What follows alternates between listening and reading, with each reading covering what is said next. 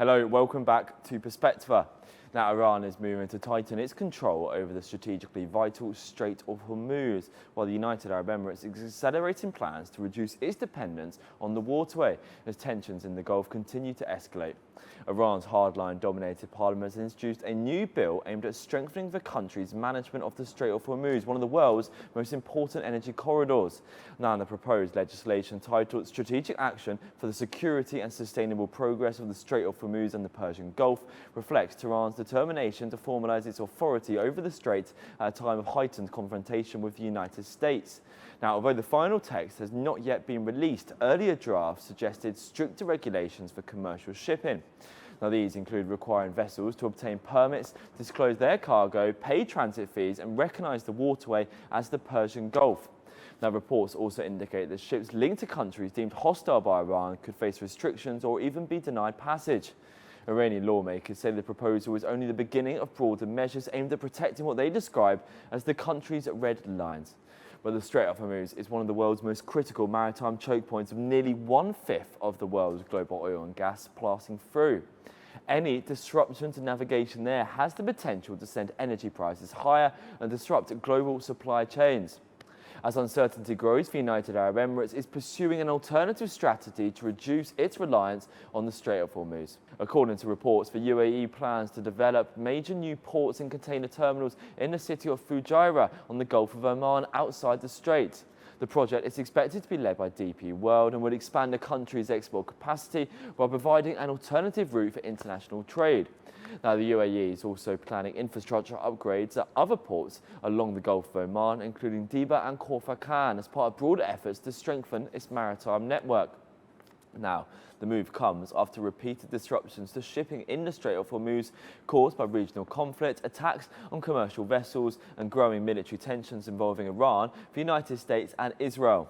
Now, analysts say that Gulf countries are increasingly seeking long-term alternatives to one of the world's most strategically sensitive waterways, recognizing the risks posed by recurring geopolitical crises.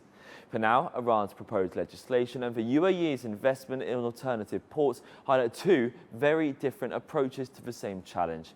One seeking to reinforce control over the Strait of Hormuz, and the other aimed to reduce dependence on it. As regional tensions do continue, the future of one of the world's busiest energy corridor remains a key concern for governments, global markets, and the international shipping industry.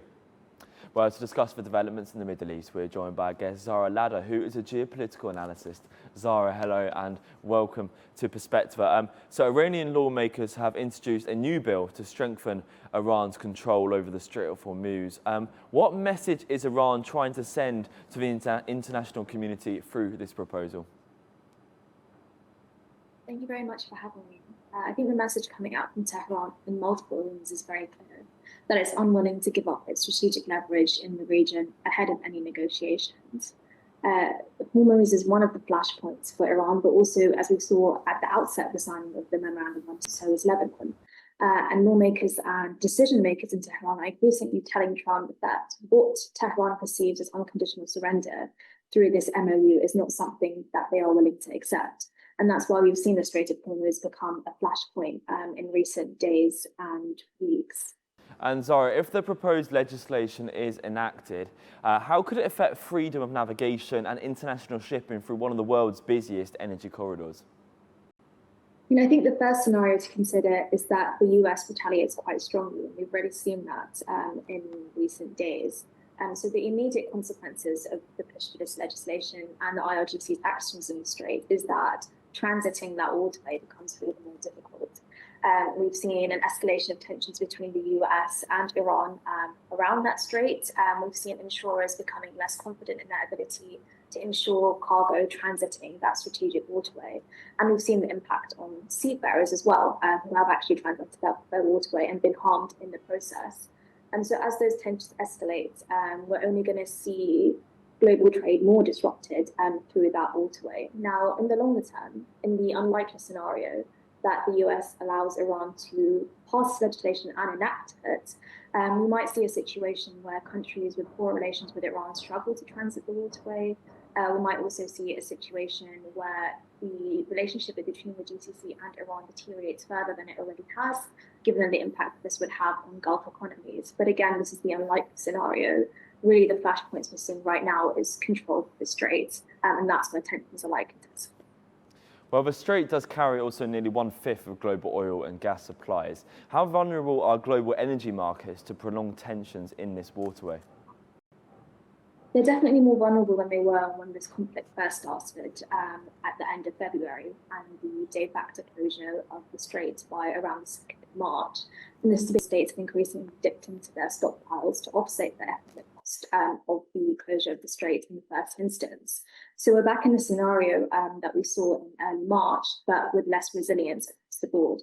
So any prolonged closure of the strait at this point would likely have a greater impact than it did earlier on in the year.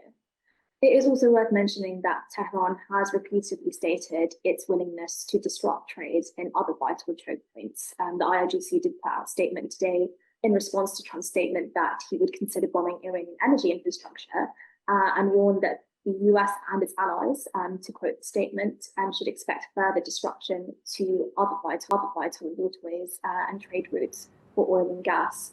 So we might see a compounding situation where global markets are more volatile and less resilient to the existing disruption.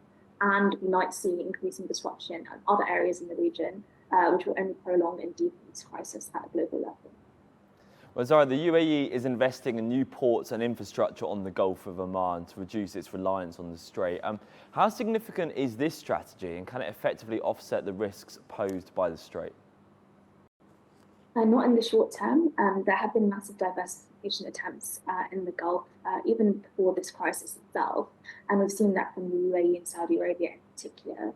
Now, if we look at the UAE's diversifications and efforts now, the earliest that this could have a significant impact on their ability to export energy, oil and gas, is in 2027. So while this has an impact for the long-term trajectory of Gulf energy geopolitics, the immediate crisis remains unresolved, and that is one of the reasons why we've seen Gulf states repeatedly commit to diplomacy, because there really isn't an alternative in the short term. And could the UAE's efforts to bypass the Strait entirely encourage other Gulf countries to diversify their export routes and reduce dependence on traditional maritime choke points? Absolutely, and this is a conversation we're seeing across the region. I mean, Kuwait has expressed interest in understanding from other Gulf partners how to bypass the Strait and how to explore alternative export infrastructure own oil. Kuwait is one of the most severely impacted countries by this crisis. And we've also seen similar conversations in Iraq. When the Strait was first closed, there was an opening of some land borders with Syria. There are now conversations about reviving a pipeline between Iraq and Syria, which the US backed in a statement yesterday. So we are seeing these conversations around diversification across the region now. And it's a conversation we'd likely see in other parts of the world where people are increasingly aware of the impact that closure of strategic trade routes can have on regional geopolitics. But again, those diversification efforts take time, and it's not something that can resolve the crisis immediately. And how might these developments reshape regional trade, energy security and geopolitical alliances in the Gulf over the coming years? I mean, the Gulf is really looking at a reshaping of its security architecture, its trade, its geopolitics, its integration in the region.